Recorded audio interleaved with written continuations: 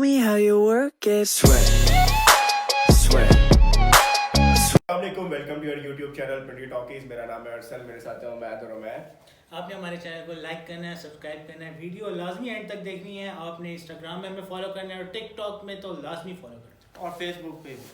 चलते हैं जी, आज फीफा उमैद कल फिर देख जबरदस्त हो गया यार।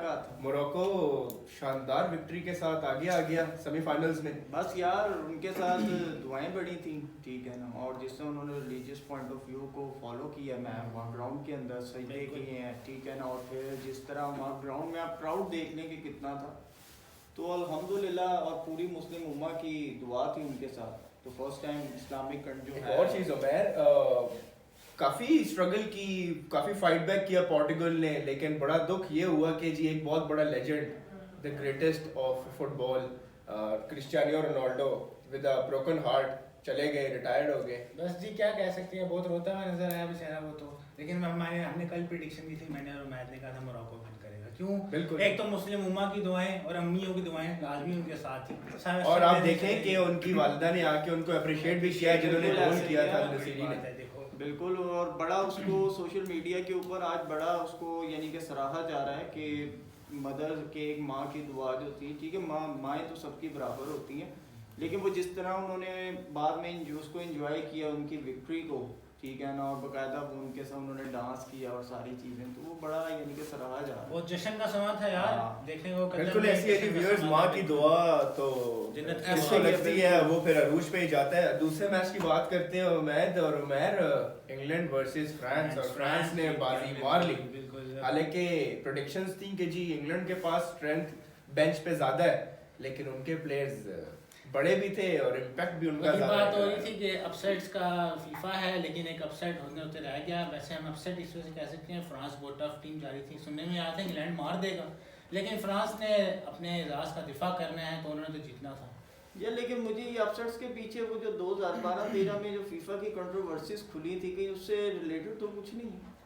नहीं उमैद इस तरह नहीं कह सकते, लेकिन इस बार देखिए आप थ्रू आउट द फुटबॉल का जो ये सीजन हुआ है, जो हमारा इवेंट ऑर्गेनाइज हुआ है, इसकी जर्नी सारी उठा के देखें तो अनएक्सपेक्टेड तो सारे मैचेस रहे हैं। मतलब प्रेडिक्शंस कुछ जारी थी, एनालिसिस कुछ हो रहे थे, लेकिन मैचेस कहीं और टर्न कर रहे थे। अब आप इसकी कंट्रोवर्सी को ना देखें, कुछ लक भी मैटर कर रही होती है और कुछ हार्ड वर्क भी मैटर कर रहा होता है। ऐसे ही है। ये जो छोटी टीमों ने अपसेट्स किया बड़ी टीम्स को, इनकी आप एक चीज देखें कि इनकी टीम वर्क, इनका हार्ड वर्क नजर आ रहा था इनकी गेम में। और बड़ी टीमें जो हारी हैं वो इसलिए हारी हैं क्योंकि वो एक माइंडसेट के साथ आए थे कि हम लोग जीत जाएंगे, इजी टू विन है। वही उनको जो उनका जो ओवर कॉन्फिडेंस था वो उनको लेके बैठ गए। ऐसे ही है, ब्राजील आपके सामने सबसे बड़ी मिसाल है कि ओवर कॉन्फिडेंस उनको ले डूबा। बिल्कुल। ठीक है, बाकी कुछ बड़े बॉल भी ले डूबे। जिस तरह पुर्तगाल में रोनाल्डो ने कहा था कि आपने मुझे बेंच कर दिया है तो अगले मैच में नहीं खेलूंगा। लेकिन मैं सॉरी आप ही की बात को मैं वो करूं, रोनाल्डो को बिठाना बनता नहीं था। लेकिन कल मैच से पहले तो उनकी शिरकत भी मशकूक आप ये भी देखें, रोनाल्डो के अगेंस्ट जो सब्स्टिट्यूट खेला उसने 3 गोल भी किए हैं। बिल्कुल ऐसे, ये भी आप देखें।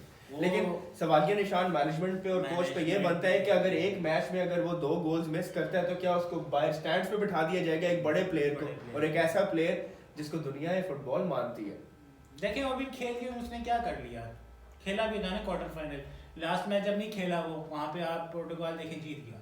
अब क्वार्टर फाइनल वो खेला लेकिन हार गया पुर्तगाल। यार देखो हर एक की स्ट्रेंथ्स होती हैं, एक टाइम पे आके ग्राफ जो होता है हर, आपको पता है बूम के बाद एक रिसेशन तो होता ही है, क्या पता अब उनका रिसेशन स्टार्ट हो। लेकिन मैं फिर भी मैं ये कहूंगा कि इतने बड़े लेजेंड का ऐसे एंड बनता नहीं था। यार वो आपकी बात ठीक है, लेकिन बात ये कि अब जो प्लेयर नहीं परफॉर्म कर रहा तो फिर उसको बाहर बिठाना तो लाजमी बात है। हार से तो बेहतर है कि बंदा उसे बाहर बिठा दे। बाबर को बाहर बिठा देना।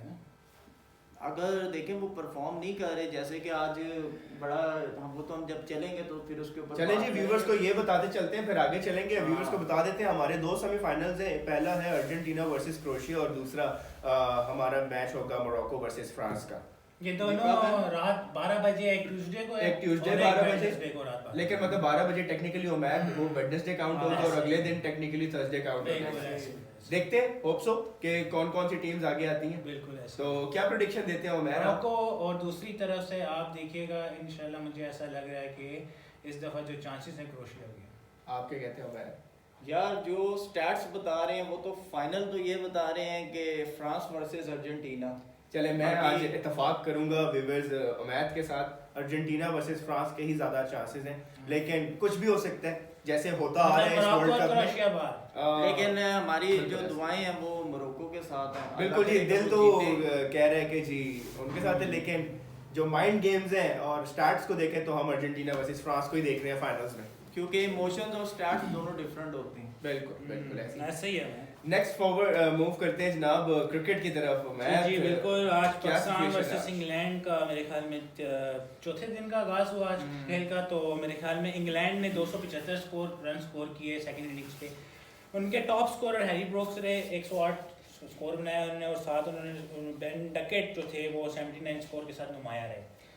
इंग्लैंड की सेकंड इनिंग्स में एज यूजुअल इब्रार जैसे उन्होंने फर्स्ट इनिंग्स में 7 विकेटें ली, सेकंड इनिंग्स में भी उन्होंने 4 विकेट्स ली व्यूअर्स, और जाहिद महमूद ने 3 विकेट्स लेके उनका साथ दिया। ठीक है, अब उसके बाद उसके ताक़ुब में पाकिस्तान 198 4 विकेट्स के नुकसान पे बैटिंग कर रहा है। लास्ट विकेट एक चौथे सेशन में मामूल हक की गिरी, बहुत बड़ी विकेट थी। ठीक है, फ़हीम अशरफ और सऊद शकील अभी इस टाइम क्रीज पे मौजूद हैं। ठीक है, फ़हीम अशरफ 3 स्कोर 13 बॉलें खेल के, और सऊद शकील 54 स्कोर के साथ। मतलब हम उमैर कह सकते हैं कि साउथ शकील का इस टाइम पे कल का दिन सारा निकालना बहुत। और स्कोर करना और रोटेट करना स्ट्राइक का फ़हीम अशरफ को बहुत ज़रूरी होगा, क्योंकि फ़हीम अशरफ उस पेस के साथ नहीं खेलेंगे क्योंकि वो अभी बहुत अरसे बाद टीम में आए।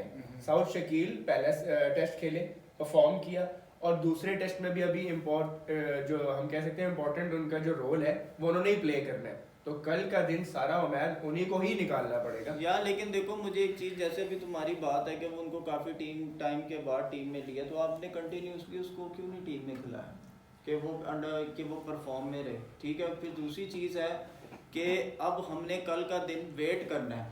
ठीक है, भाई वो तो वेट ही नहीं कर रहे, वो तो आपको कह रहे हैं कि हम टेस्ट मैच खेलेंगे वनडे की तरह। ठीक है, मुझे रमीज़ राजा साहब के बयान के ऊपर इतनी मुझे हैरानगी हुई है। वो कह रहे हैं कि जी मैंने बाबर को कहा है कि हमें इंग्लैंड की क्रिकेट को अप्रोच करना चाहिए। आप अपना बेंचमार्क ऐसा क्यों नहीं बनाते कि लोग आपको अप्रोच करें।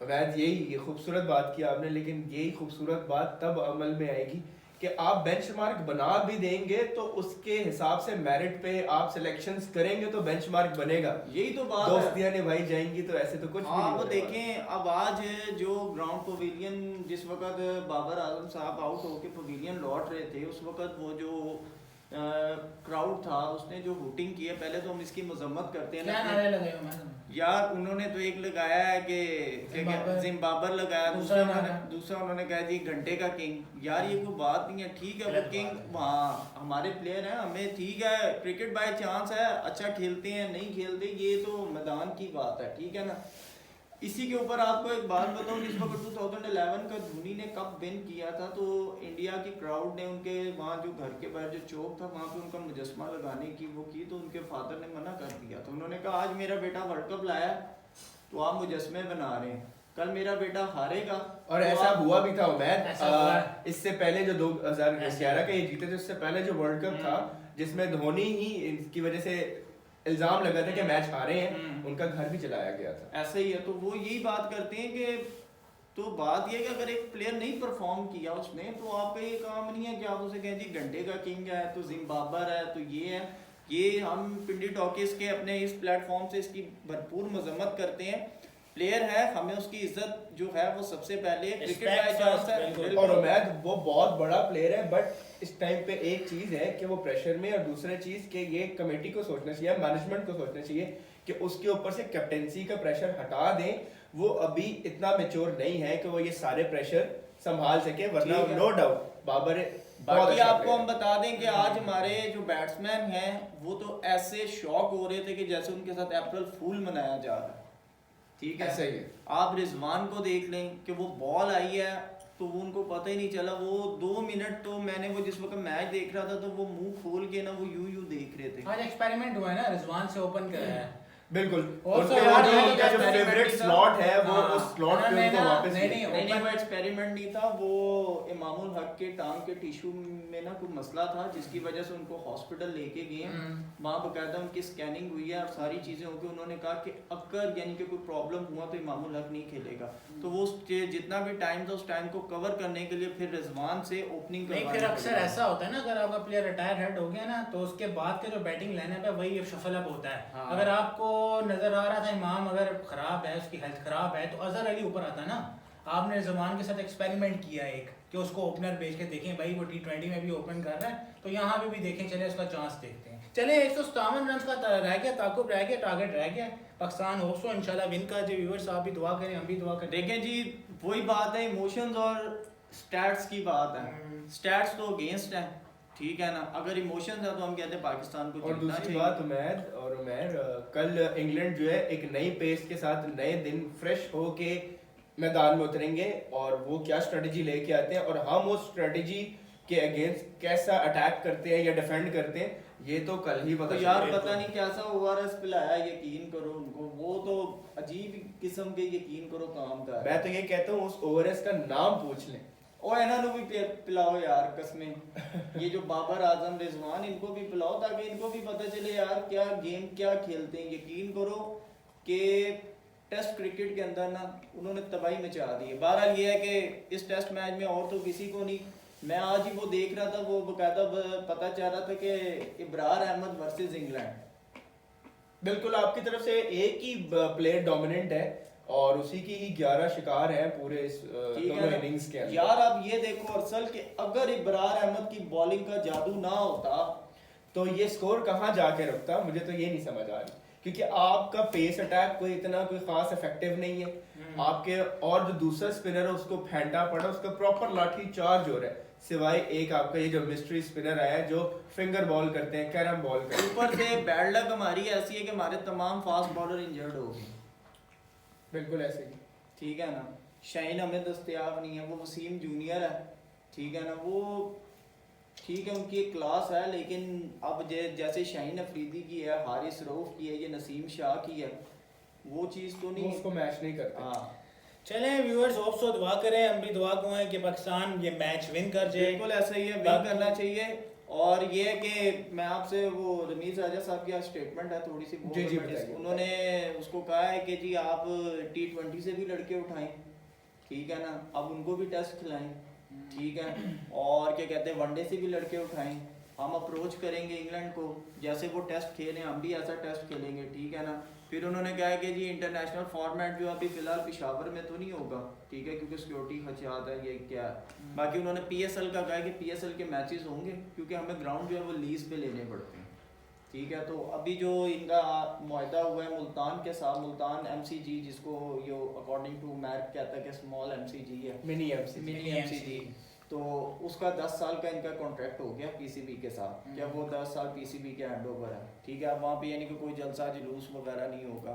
तो फैसलाबाद के उसके बारे में वो बात कर रहे थे, वो कह रहे थे कि वहाँ हमने पैसे लगाए थे, तो हाल ही में एक सियासी पार्टी का जलसा हुआ, तो वो मैं ग्राउंड की तबाही फेर दी उन्होंने।